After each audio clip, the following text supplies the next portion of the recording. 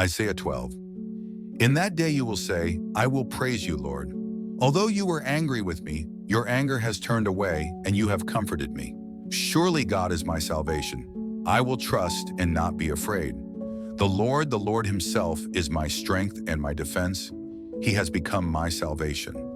With joy you will draw water from the wells of salvation. In that day you will say, give praise to the Lord, proclaim his name. Make known among the nations what he has done, and proclaim that his name is exalted. Sing to the Lord, for he has done glorious things. Let this be known to all the world. Shout aloud and sing for joy, people of Zion, for great is the Holy One of Israel among you. Isaiah 12 is a brief but powerful chapter, a hymn of thanksgiving and joy in response to God's salvation. It's a beautiful reminder of God's redemptive work and the joy that flows from trusting in him. Let's explore a few key lessons from this passage. The chapter opens with an acknowledgement of God's righteous anger, but it quickly moves to a celebration of his grace and comfort. Isaiah reminds us that even though we may face God's discipline, it is always temporary and redemptive. His anger is not meant to destroy us, but to lead us to repentance and restoration. The anger turns to comfort, reminding us of God's mercy. How often do we feel distant from God when we sin or make mistakes? Yet Isaiah encourages us to remember that God's grace is greater than his anger. He is always ready to comfort us when we turn back to him. Surely God is my salvation. I will trust and not be afraid. This verse invites us to live with a deep trust in God's saving power.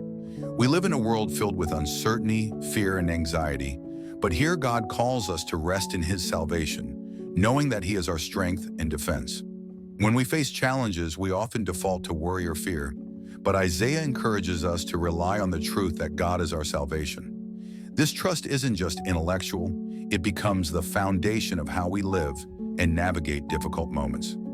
Verse 3 speaks of joyfully drawing water from the wells of salvation. Water in ancient times was a source of life and refreshment, especially in dry lands. In the same way, God's salvation is an endless source of spiritual life and joy. The wells of salvation symbolize God's abundant and refreshing grace, which never runs dry. Think about your own life. Are you drinking deeply from the well of God's grace? Are you finding your joy and strength in his salvation? Isaiah reminds us that salvation is not just about an eternal future, but it also provides present joy and refreshment.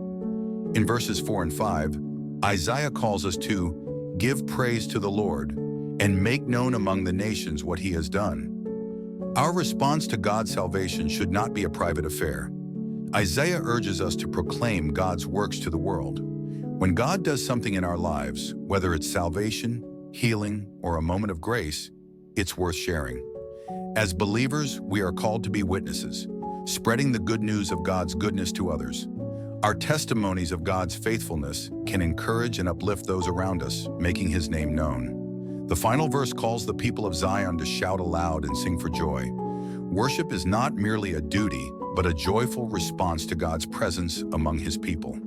When we realize that the Holy One of Israel is with us, it should naturally lead to joy-filled worship. Whether in good times or difficult seasons, God's presence is our source of joy.